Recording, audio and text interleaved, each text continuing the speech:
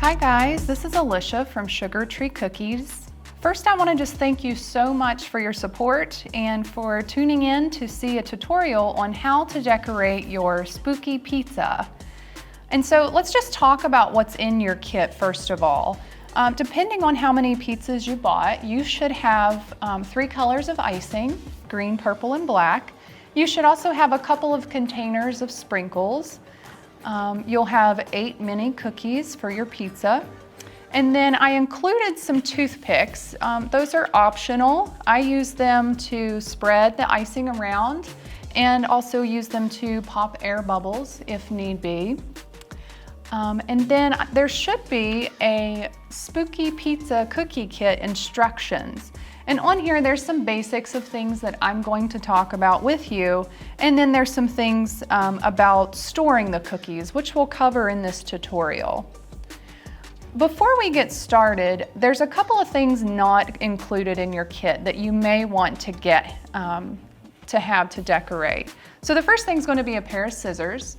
You want them to be as sharp as possible so that they can cut the tips of your bags nicely.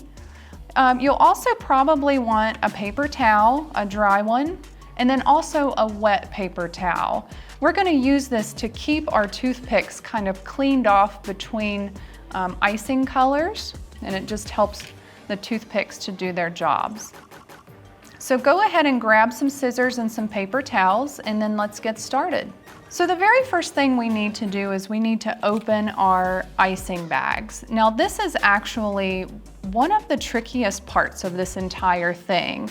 So if you need to have an adult help you, that would probably be wise for some of us, because if we cut our bags too far up on the bags, then our icing will kind of be uncontrollable and it'll go all over the cookie. It might even run off the side of the cookie.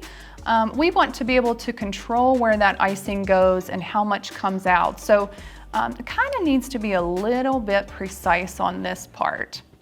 So what you're going to do is you're going to take one of the bags of icing and you're going to find this seam that runs along the top. There's only one seam in the bag. So find that seam and place it on top like this. And then you're going to go to the very tip of the icing bag and kind of squeeze and flatten it out. And whenever you do that, it'll kind of push the icing back a little bit.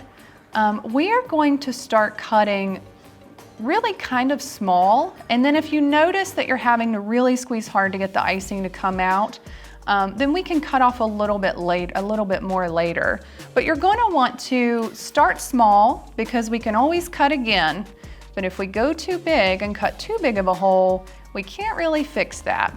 So if you just watch here, you'll notice I'm probably going to cut off about that much. It's not much at all. I'll just take scissors and I'll cut straight across. And then you're going to want to make sure that that little piece of plastic goes somewhere that doesn't land anywhere near your cookies. Okay, and so now I have a tiny little hole in the end of my icing bag. And again, if that's too small, we can fix it later. I'll go ahead and cut my other two, finding the seam, putting it on top, squeezing the very tip of the bag to get the icing away, and then just making a little cut.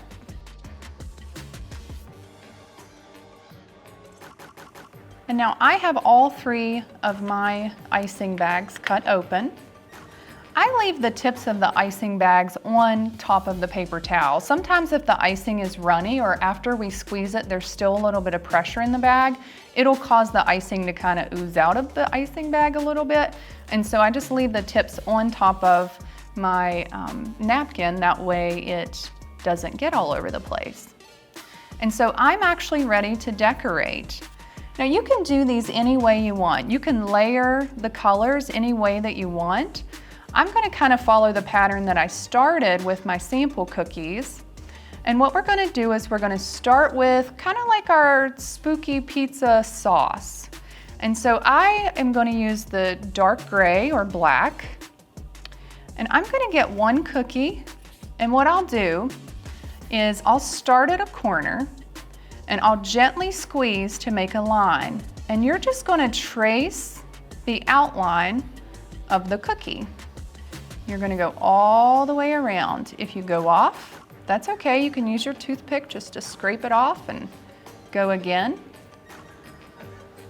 And it actually doesn't have to be perfect because it's pizza, and so if the sauce is hanging off the side, well, that's totally okay. Now what that line around the pizza does is it creates kind of like a dam to keep our other icing, our filling icing, inside of that area. And so I'm gonna go back to where I started and I'm gonna squeeze the icing bag just a little bit harder. And I'm gonna go around and fill in that entire piece of pizza. The perfect part about this is that it's the sauce under what we're gonna have as our crust and under what we're gonna have as like cheese. So if it doesn't end up pretty, it really doesn't matter. And so here you can see that I have some little gaps in the icing, and that's totally normal. One thing that you can do if you're brave is you can pick up the slice and you can just give it a little shake back and forth. The icing is runny enough that it'll kind of start to flatten out. And then you can see here, I can just use this toothpick to kind of push my icing into those areas where I have little gaps in the icing. And again, it really doesn't have to be that pretty because you're just going to cover it up with the other colors anyway. So this is just a base icing. These cookies are going to be extra yummy because they have 2 layers of icing on top, so yay for extra icing. And so I wipe off my toothpick at the end of that. And now we don't want to layer another color on top of it yet. What I always do, I typically have a fan running in my cookie decorating space, but we want to actually allow that base coat to like crust over or start to dry, so that when we put the others on top of it, they don't just melt into it. They kind of create these 3-dimensional layers that you can see on my sample cookies. So instead of just throwing it right on top, what we're going to do is we are going to repeat this process on all of the cookies. And by the time we get finished with 8 of them, you would be able to go back to this one, your first one, because it would be crusted over by then. It just takes a few minutes.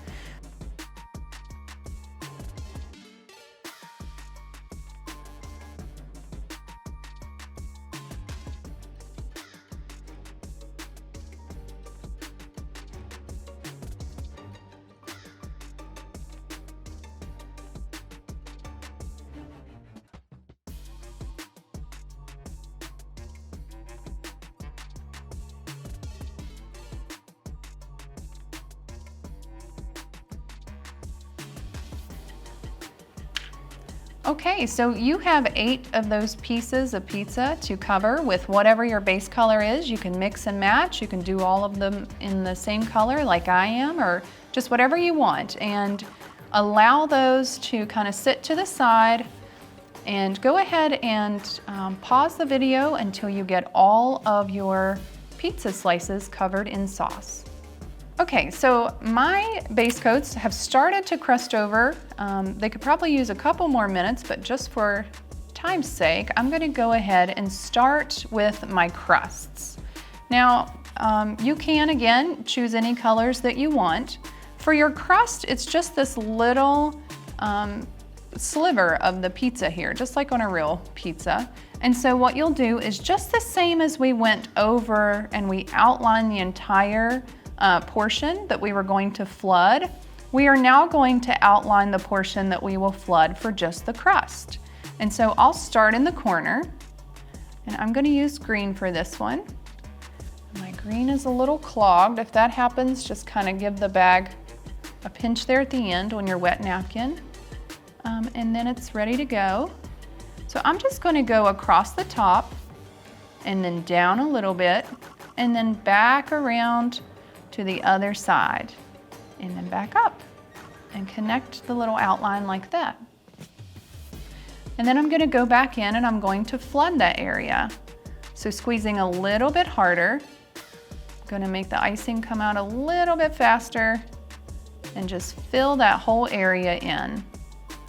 Now, if you notice that you're really straining to get that icing out, or if it's just going so slow that your icing is starting to dry as you're working on it, just go back with the scissors and snip the tiniest portion off, as small as you can cut.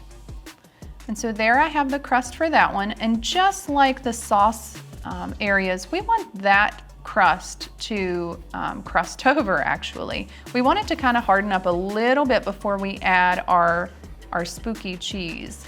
And so I'm gonna go ahead and do the crust for the other two now.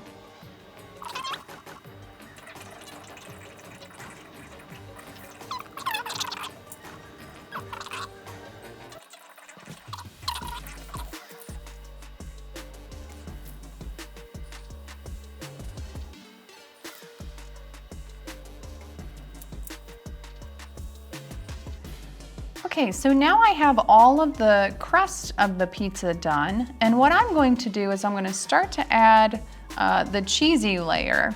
Now, if you notice on mine, I have little indentations in the crust. I wanted to leave some patches of like holes where you can kind of see the sauce underneath of it. And so the way that I did that was I actually took my cheese color, for lack of a better phrase, but the color that I'm going to use is my cheese, and I made little circles inside of that area. And these are going to act as little dams to kind of keep my cheese sauce from going into those areas. Now, I start here and I kind of just did like a wiggly line back and forth to do the top of the crust. And then along the sides, I didn't go straight down to cover up all of the sauce. I kind of just wiggled my icing back and forth so that I have something that looks like this. And then just like with the others, I squeeze to flood the cookie. Now I noticed as I was doing the purple on the crust of the other that the purple is a little bit thicker, and that's totally okay. It may not smooth out as nicely. It still tastes just as yummy. It just takes a little bit more work to get that to lay down nice and flat. And even if it doesn't, it still looks pretty cool, huh? So once you get that flooded, you can pick it up and shake the piece. But here's the tricky part. Those sprinkles want to stay only if they land on some wet icing. So we'll need to start throwing sprinkles on there as soon as you get your icing kind of laid out. Again, you don't have to flatten it out. That's just the way that I do mine. To be quite honest, I use something called a scribe. It's more like a sharp needle than a toothpick. But for safety's sake, we're using toothpicks. And so that's pretty good for me. It doesn't have to be perfect again because you're about to cover it up with a whole bunch of sprinkles anyway. So even if it's not flat and smooth, that really doesn't matter. So I'm sure when you opened up your container, you saw all of those sprinkles. Some of you may have thought, well, that's not very many, but if you look, it doesn't take very much at all to completely cover your slice of pizza. And so I think you kind of get the idea to repeat for your other pieces. I hope you have so much fun decorating your pizza. And then probably the most fun of all is eating the pizza. Let's talk a little bit before I go about how to store your pizza. Now, you can totally pick this thing up and eat it as soon as you're done. I personally like to let these dry for a few hours. What happens is the moisture from the icing goes down into the cookie and it makes the cookie a lot softer. So if you've had my cookies before, one of the things I love about them is they're sweet, obviously, but they're also soft when you bite into them. That's because the icing's moisture went down into the cookie. So if you let these dry for about 3-4 hours, they'll be a lot softer. As far as storage goes, you want to allow them to dry completely, say 5, 6, 7, 8 hours, just out on your counter. And then you can store them in an airtight container for about a week or maybe even longer. So they stay good for quite some time. If you put them into the airtight container before they're dry, your icing will kind of wrinkle up. And so I think that's about it. Just leave them on your counter. Don't put them in the refrigerator. That actually makes them dry out faster. And so thank you so much for purchasing a cookie kit and for tuning in to learn how to decorate it with me.